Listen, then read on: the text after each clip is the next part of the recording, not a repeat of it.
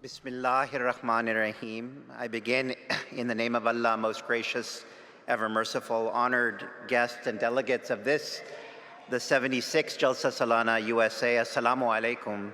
This is the Islamic greeting of peace and blessings of God on all of you. On behalf of our community, welcome to this Jalsa, the nation's oldest and longest running American Muslim convention. Today, as America celebrates its 250th anniversary, we are delighted to convene this event for our friends. For over a century, since first taking root in America in 1920, Ahmadi Muslims have served their neighbors, spoken out for justice, and stood proudly by their country, guided by the belief that loyalty to one's nation is itself an act of faith. Indeed, the founder of Islam, Prophet Muhammad sallallahu alaihi wasallam, peace be upon him, has said, the love of one's nation is a part of one's faith. And for this reason, alongside the Levaya Ahmadiyya, the flag of our community, the US flag, stands full staff in the entrance of our convention hall as a reminder of how grateful we are to be living in this beautiful country. The head of the worldwide Ahmadiyya Muslim community, Hazrat Mirza Masroor Ahmad, has said, quote, sincere patriotism is a requirement in Islam. To truly love God and Islam requires a person to love his nation. So it is now my honor to introduce several special guests, dignitaries, public officials, and friends of our community. Our first speaker is the Honorable Joshua Cole. He is a member of the Virginia House of Delegates, representing the 65th District since 2024, which includes the historic city of Fredericksburg and stretches to the King George and Stafford County line. He has come previously to our Jalsas. We're very delighted to welcome him back to share his remarks and give a special presentation.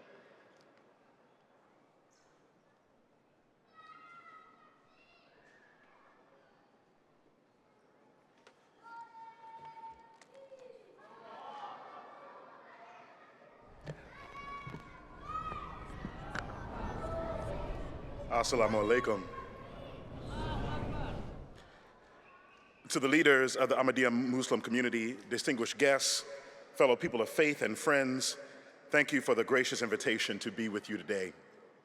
As we gather here today on the United States of America's Independence Day to reflect on the theme, Peace Through Justice, Restoring the Promise of America, we are reminded that the American experiment has always been a work in progress. The 4th of July celebrates a declaration of liberty, but every generation has been called to ask a deeper question. Liberty for whom? Justice for whom? Peace for whom?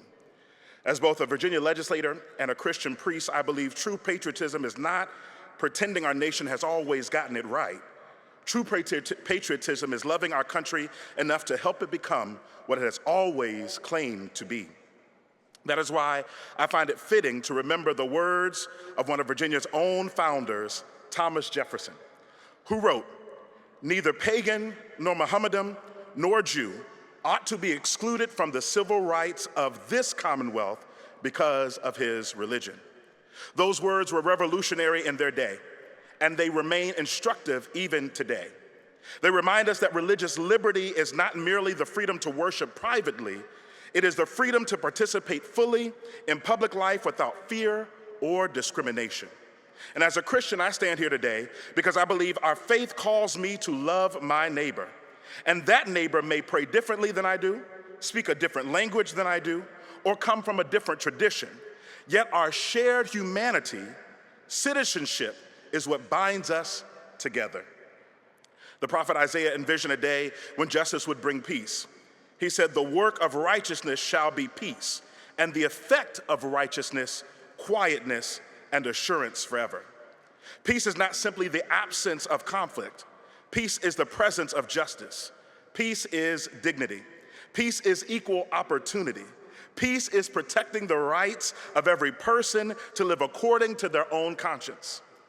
If America is to restore its promise, It will not happen through fear or division. It will happen when Christians, Muslims, Jews, Hindus, Sikhs, Buddhists, and people of every faith and of no faith choose to stand together in defense of one another's freedom. That is the America our founders aspired to get to be. That is the America generations of civil rights leaders struggled to expand. And that is the America we are called to build together. May we live here committed not only to celebrating our independence, but continuing to extend its blessings to all. I want to thank you again for welcoming me to the Jalsa yet again. And on behalf of the entire House of Delegates, I would love to present to you all House Resolution number 2207, commending the Ahmadiyya Muslim community.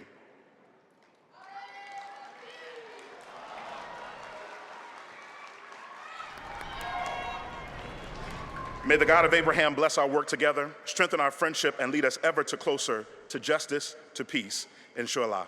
Assalamu alaikum, and God bless you all.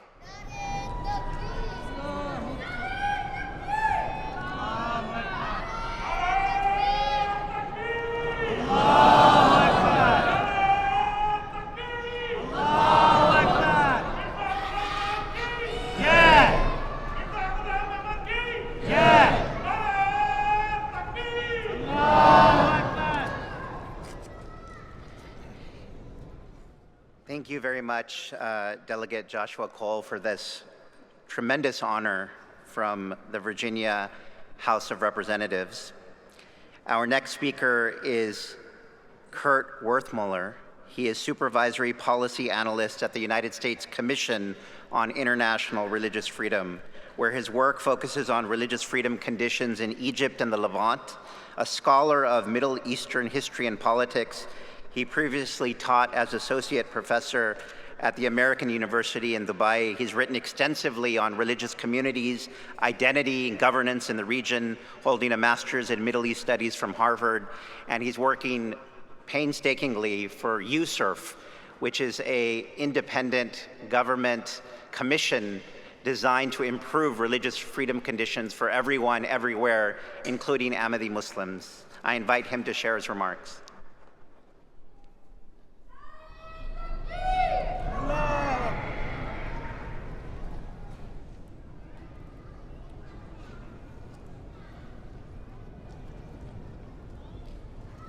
Assalamu alaikum wa rahmatullahi wa barakatuhu. Thank you so much for the welcome here today. As Amjad said, my name is Kurt Werthmuller. I'm a supervisory policy analyst with the United States Commission on International Religious Freedom, or USERF. I'd like to begin by thanking the Ahmadiyya Community USA for inviting me to participate in this year's Jalsa Salana on behalf of USERF, which is an independent, bipartisan U.S. legislative branch agency that monitors religious freedom abroad and makes policy recommendations to the President, the Secretary of State, and Congress. I'd also like to extend USERF's greetings and appreciation to His Holiness, Hazrat Mirza Masroor Ahmad. His leadership as Khalifatul Masih of the global Ahmadiyya Muslim community stands as a testimony to peace, coexistence, and resilience. If I may share a brief personal anecdote, I've been privileged to represent USERF at previous landmark occasions for the Ahmadiyya community, including the 2019 Jalsa Salana, which I'm pretty sure 7 years ago I didn't need my reading glasses to look down at my notes. And also the opening of the Beitul Ikram Mosque near Dallas, Texas in 2022. And of course, His Holiness presided over that latter event, where he granted an audience to a small number of special guests, including a local woman who had kindly offered her vacant adjacent property for parking for thousands of people who came to attend the opening of the mosque. During that small gathering, His Holiness made a point to take a few minutes during that audience to express to this woman his appreciation for this neighborly welcome. She was clearly touched and not just a small bit overwhelmed by his graciousness. And I've often pointed to this small but wonderful moment as truly illustrative of not only His Holiness's personal emphasis on kindness, but also of the wider Ahmadiyya community's dedication to showing care and respect for friends and for strangers alike. Yusuf thanks the Ahmadiyya community, all of you gathered here at the Jalsa Salana, as well as your global family of believers, for your tireless dedication to advancing the cause of peace, inclusive coexistence, and religious freedom for all, often in the face of significant adversity. Yusuf continues to stand with you to bear witness to the suffering of many of your brothers and sisters around the world, and to advise the United States government on how to better bring accountability to the perpetrators of their anguish. I wish that I could stand here today, some 7 years after I last did so, to congratulate the Ahmadiyya community on finally seeing an end to such suffering. But Yusuf recognizes the unfortunate reality of the severe religious repression that so many Ahmadiyya Muslims continue to suffer. Our 2026 annual report highlighted those challenges in Pakistan, Libya, Indonesia, and elsewhere. And our Frank R. Wolf Freedom of Religion or Belief Victims List, which is a publicly available list of FORB prisoners, includes profiles of 17 Ahmadiyya Muslims who remain in prison to this day, all in Pakistan. Indeed, it's no surprise that Pakistan remains the world's most repressive environment for the Ahmadiyya community. Yusuf has followed reports just this year of Pakistani authorities preventing Ahmadiyya Muslims from openly celebrating Eid al-Fitr and Eid al-Adha, including Punjabi police forcibly evacuating Ahmadiyya worshippers from mosques, and Karachi police confiscating goats to prevent their full celebration with their families of Eid. This repression marks a consistent pattern by Pakistani authorities to ban Ahmadiyya Muslims from participating in these celebrations, following the use in prior years of what they called preventative arrests. It's a deeply concerning trend within an already desperate situation, as is the persistent impunity for mobs who carry out violence against the community. The theme of this year's Jelsa, of course, is Restoring America's Promise. My commission, by legislation, that is, by law, cannot talk about domestic issues here within the United States, but I can make a promise to your community, and that is that the U.S. Commission on International Religious Freedom will continue to unflinchingly call out these injustices, as we do for all people who suffer for what they believe or for what they don't believe. I again thank you for this opportunity to speak today on behalf of Yusuf, and we wish you, your families, and your community around the world peace, safety, and of course, religious freedom for all. Thank you.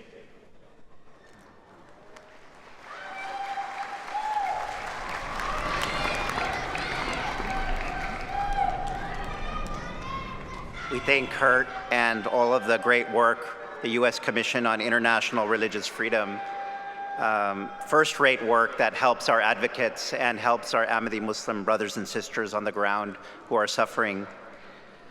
Ahmadi Muslims are deeply committed to the promotion of peace, freedom, loyalty to country, and service to humanity. In 2011, our community established an annual Ahmadiyya Muslim Humanitarian Award to recognize the services and contributions of individuals who selflessly strive to assist oppressed and disadvantaged communities around the world. By being an advocate for these communities, these individuals protect and safeguard fundamental and universal human rights. This year, we're delighted to honor the work of United States Congressman Greg Casar of Texas. U.S. Congressman Casar is a member of the U.S. House of Representatives since 2023, where he serves Texas's 35th district.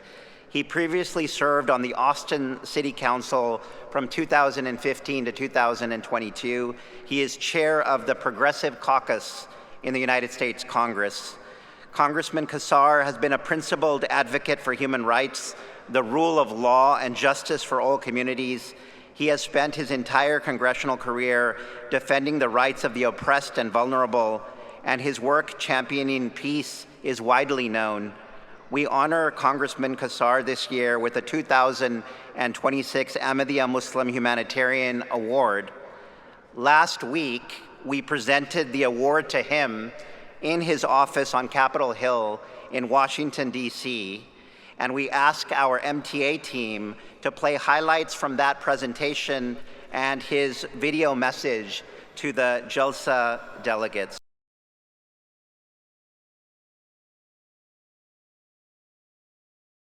So on behalf of the Ahmadiyya Muslim community, United States of America, I am honored to present you with this annual Humanitarian Award for all of the work that you've done here in Congress with regards to the persecution of the Ahmadiyya Muslim community in Pakistan, as well as your principal stand on peace in the Middle East, your work for and your stand on the war to Gaza.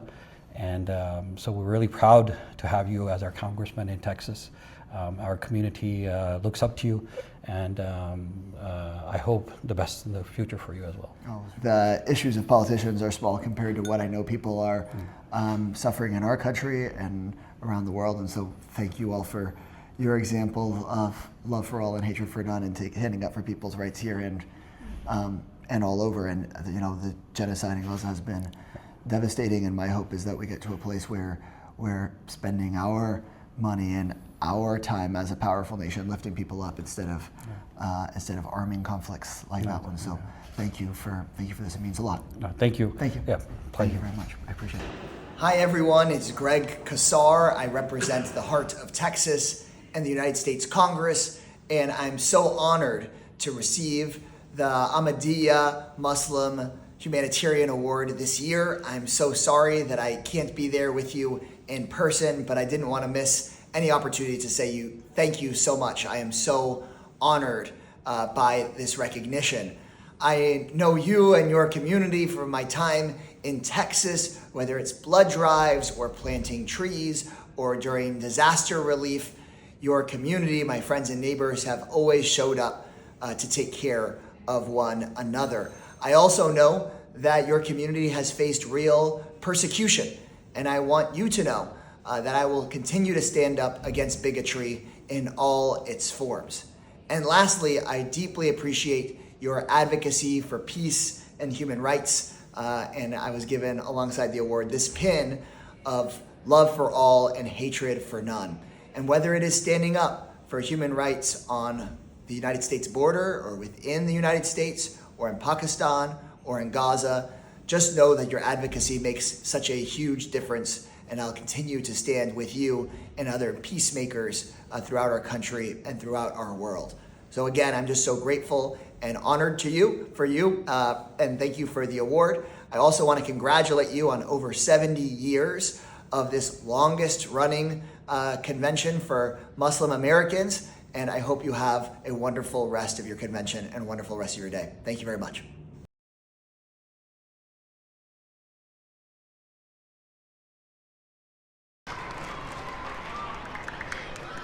We thank Congressman Casar and we honor him with the Humanitarian Award this year.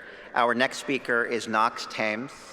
Knox is Executive Director of the Everett Center for Global Religious Freedom at Dallas Baptist University. An international human rights lawyer, advocate, and author, he has spent more than 2 decades advancing religious freedom and defending persecuted religious minorities. He previously served in the U.S. State Department as Special Advisor for Religious Minorities in the Near East and South and Central Asia under both the Obama and Trump administrations. He's a very dear friend of mine. I've worked with him very closely for many years. He is the foremost expert on religious freedom in my mind in the country in so many respects, and we're delighted to welcome Knox back to Jelsa.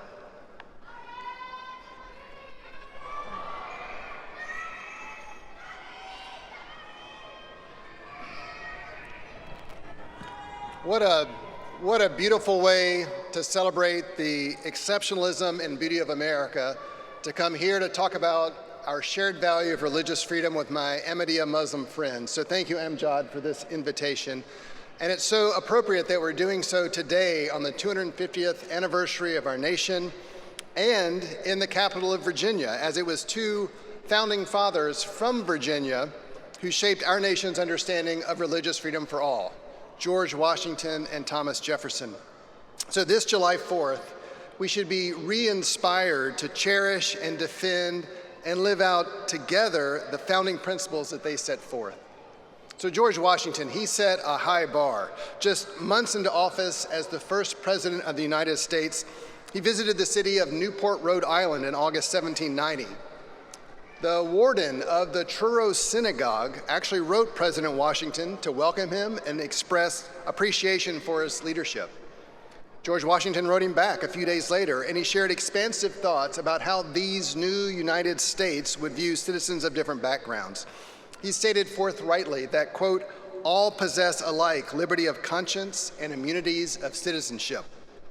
Mere toleration would not be enough. He dismissed any implication that rights were dependent on, quote, the indulgence of one class of people over another. In other words, Washington said that one's faith would not affect a citizen's rights towards equality. And in the most quoted passage, he proclaims, quote, for happily the government of the United States gives to bigotry no sanction, to persecution no assistance.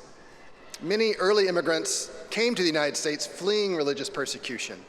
Records indicate that the synagogue's congregation had come from Europe with its consistent anti-Semitism and pogroms. They had fled persecution. They had felt it, much like Ahmadiyya Muslims are experiencing now in Pakistan. And while Washington's letter expressed the views of the first chief executive, Thomas Jefferson had been exploring these ideas years before. While in law school, we know that he purchased a copy of the Quran, and based on future events, he most likely consulted it, as when president, he delayed a state dinner to accommodate the Ramadan fast. But Jefferson grew up here in Virginia and saw the tension with church-state issues. During the colonial period, the Church of England was the established religion, and historians note that all Virginians were legally required to attend church once a month and to tithe. It was government-enforced piety. However, as many Virginians turned to the Baptist denomination, authorities, both governmental and ecclesiastical, did not condone, and unlicensed Baptist preachers faced fines and jail, and mobs would assault their tent services. And it was in response that Thomas Jefferson wrote the Virginia Statute for Religious Freedom, which made clear the rights of conscience for all. It begins with this powerful opening phrase, quote, whereas Almighty God hath created the mind free. Jefferson's statute prohibited government interference in religious affairs, all because of his concern about the treatment of religious minorities. The final version was passed in 1786, which inspired the First Amendment to the U.S. Constitution, whose drafter was another Virginian, James Madison. But the Virginia statute was a declaration of independence for religious freedom, putting forth revolutionary ideas for America and the world. So Washington and Jefferson, they laid a firm foundation for the United States, building a new polity based on values rather than blood. Certainly glaring inconsistencies with their personal lives regarding slavery shock the conscience today. But what they established was good. It has served us well. It has been a North Star. So from the beginning, religious freedom has been inextricably intertwined into the American experiment. But while a foundation stone, we certainly have work to do here at home to combat racism, anti-Muslim hatred, anti-Semitism, and other forms of discrimination. Yet, we should be proud about how the United States truly stands apart because of the religious liberty protections we have here. I've visited many of the broken places of this world. I've seen how authoritarian regimes will persecute individuals for how they pray or what they believe or don't believe. And I've seen how your community is horribly persecuted through laws and violence in Pakistan. Every American, every day, should thank God that we live in the US of A in the 21st century, and for the great blessings of liberty and prosperity He has bestowed on us. But those Thanksgivings force us to ask a question. What should we do with those blessings? How should we steward them? I believe the principle of loving our neighbors, both here and abroad, should guide our response. What's wonderful is how we all revere Jesus and we all agree in love of neighbor. I so appreciate your slogan, love for all, hatred for none. And as a Christian, I'm commanded by Jesus Christ to love my neighbor, both persecuted fellow Christians, but also others like persecuted Ahmadi Muslims. We're called to help everyone, even those from other faiths. Now, of course, we shouldn't pretend that Christians and Muslims agree on every theological point, but we can agree that coercion, persecution, and violence violate human dignity. We can agree that it's wrong, and we can, as Americans and people of faith, agree to do something about it. Towards this, in April, I took up the leadership of the new Everett Center for Global Religious Freedom. It's an initiative of Dallas Baptist University, and we operate on campus in Texas and in Washington, D.C., where I am based. The center's mission is to inspire and equip students, churches, and policymakers to advance religious freedom for all. We want to help persecuted Christians, of course, but we're also called to help others who are facing persecution. And so our new center is committed to fighting for your religious freedoms, for my religious freedoms, for everyone's religious freedoms. In Dallas, we've convened Christians, Jews, Baha'is, and Muslims, including Ahmadiyya Muslims, with representatives from the United Nations. We've launched a prayer and advocacy campaign about persecuted Christians and Uyghur Muslims in China. And we hosted Amjad last year via Zoom at our annual gathering so that Christians could learn about Ahmadiyya persecution and pray that God would provide protection and rescue to your community. But we've got to work together. We can't do it alone. The problem's too big. And here at home, we must push back when others want to pull us away from these foundational values. So if we want a society that gives to bigotry no sanction and to persecution no assistance, then Christians must defend mosques, Muslims must defend synagogues, Jews must defend churches, and Americans must defend fellow Americans regardless of what they believe. Washington and Jefferson, these two great Virginians, these two great Americans, gave us the architecture and an example that still works 250 years later. But we can't be passive. We must continually commit to the challenge of defending religious freedom for everybody, everywhere, all the time. And that's the hard work before us. But thankfully, we know that God, in his wisdom, will guide our efforts if we seek his will. So may our shared commitment as Americans and people of faith inspire us to help others, regardless of their beliefs, every day. Thank you very much.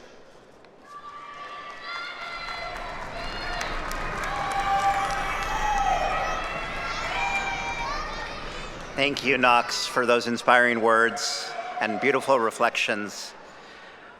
A few days ago, just a day before yesterday, in partnership with the city of Richmond, our community continued our Jelsa Cares community outreach initiative for the third straight year.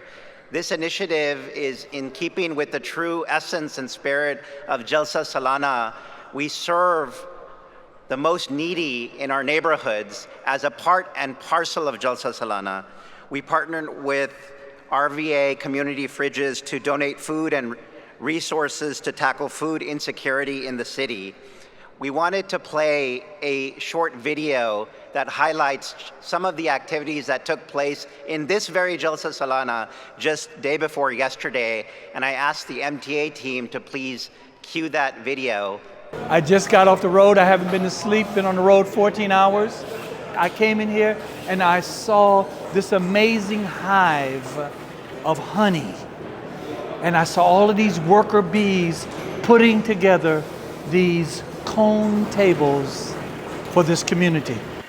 We started in the city of Harrisburg, and for the last 3 years, this is our third year, we're hosting this effort in the city of Richmond. And this morning, mashallah, by Allah's grace and mercy, over 50 volunteers, young and old, got together and decided to do this community build project with the tool bank. And alhamdulillah, we were able to complete those park benches, and they will soon be donated to the city. So a very humble project, but one that serves the city in the long term. Today, we'll be able to touch all of the city because you've built 10 benches that we can then put out through the entire city. So this bench won't go in one park, it will go in 10 parks. And that has us the ability to reach all council districts, all areas of the city. And so I think it's pretty powerful. Thank you for living out your faith in beautiful ways. That is really amazing to see thousands of people come here and hundreds of people deployed as volunteers serving this city. Service is such an important pillar of what we've tried to cultivate across the city, and it's amazing to have friends and neighbors who come here to Richmond and share in that commitment to service. It warmed my heart. I'm 74 years old. I was born in Jamaat Ahmadiyya, and I looked around and saw all of these youth who I have shoes and neckties older than them, and it was heart-rendering, heartwarming, and I'm just delighted to be here. By the way, I worked on wood years ago. I went around checking the levels. Not one level was off. Everything was on the bubble. Love for all, hatred for none. In addition to that, we're giving meals to all of the underserved communities and districts in the city of Richmond, and donating these park benches as well. And so this is our humble effort to give back. We've seen the need for meals and having the fridges stocked consistently grow since 2020, especially with the economy and this heat wave. It seems like the community is in a struggle to consistently get food. And I think for the fridges, our biggest thing is just making sure we can do that. And whenever I work with you all, from last year to this year, there's just an oversensing, it builds you up and makes you feel like this is what we all are about. We're about community that cares about each other, improving our community, working together, showing compassion and being there. When we sat down and ate last year, it was just powerful to me. And if everyone can have that experience and realize that we all are giving our gifts, our talents, for this city and all of our communities from when you leave here, it's so impactful and so meaningful. So I just want to thank you all. One of the things, besides the continual kindness and gentleness and generosity of the group, that we are also most thankful for is it has brought us the ability to partner with their local mosque. They're including us in their interfaith iftars and things like that. So we're so thankful for that regular partnership. I'm very passionate about direct service and really giving the community what they need when they need it. And I feel like you all, every year that we've been working together, have made sure that we are fulfilling that promise and that need. Jalsa Salana is a sacred institution, a spiritual gathering, but a part and parcel of it, in the best tradition of the promised Messiah al-Islam, is to serve the community.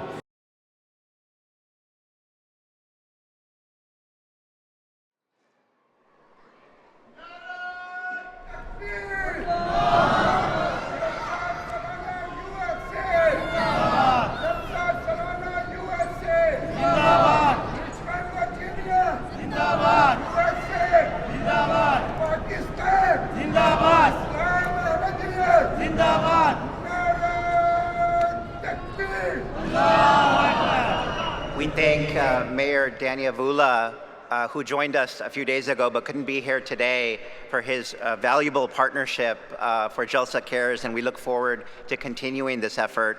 And so our final speaker for today's session is Christopher Frelke, who you saw on the video. He's been one of our key supporters at the City of Richmond for Jelsa Cares. He serves as director of the City of Richmond Department of Parks, Recreation, and Community Facilities. He leads a team of over 200 people, responsible for more than 2,800 acres of parkland, community centers, rec programs, cemeteries, and public places in this city. With more than 25 years of experience in this space, he is dedicated to building strong community partnerships, expanding equitable access to parks and recreation, and promoting service that strengthens neighborhoods throughout Richmond. I've gotten to know Chris, and he is a truly special person who's serving the city. We're delighted to have him here at Jalsa Salana.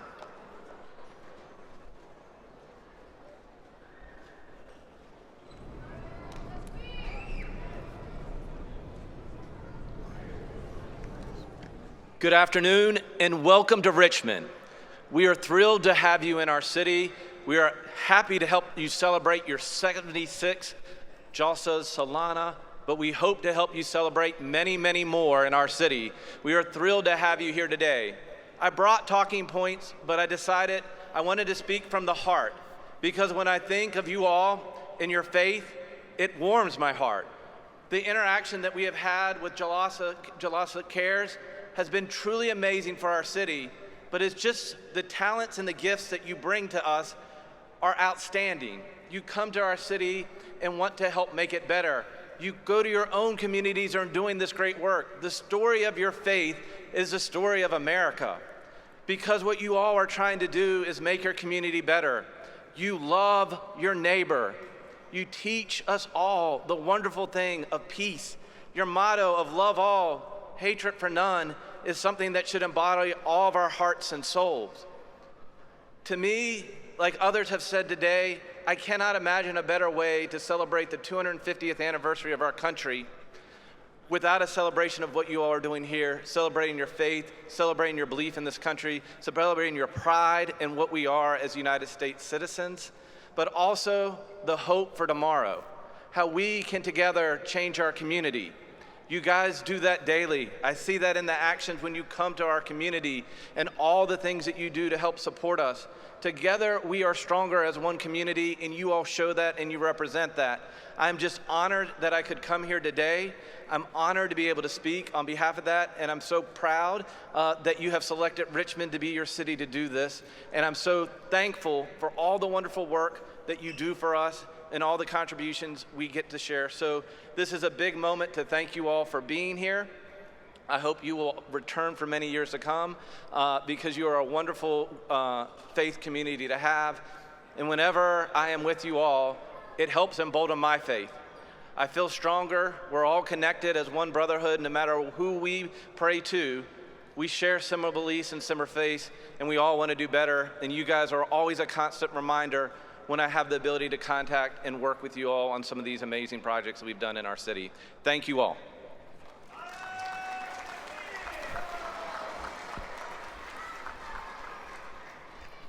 Thank you, Director Frelke, for those kind words, and we look forward to future partnerships with Jelsa Cares. I just wanted to give some final acknowledgments and turn it back to the chair. As a community, we have a history of receiving bipartisan support for our Jelsa from members of U.S. Congress and other dignitaries and officials. This year is no different. We received a lot of outpouring of messages and videos and proclamations from public officials, too many for us to play during this Jelsa, but I wanted to thank the Governor of Minnesota, Tim Walz, for his Jelsa message, Lieutenant Governor of Virginia, Ghazala Hashmi, for her message, and the Attorney General of Minnesota, Keith Ellison, for his message. All of their messages have been posted on our social media handles and our YouTube page for all of you to enjoy. To all of our guests, we thank you for coming today, but please stay and go to room E11C, E11C. It's about a 5 or 6 minute walk. There's a hospitality reception. We look forward to all of our guests to attend that reception, and our team members are standing by to escort you there. I now turn the program back to our chair. Thank you. I just want to appreciate our guests for their comments and for honoring us today. Thank you very much. That concludes this session. Jazakallah. Assalamu alaikum wa rahmatullah.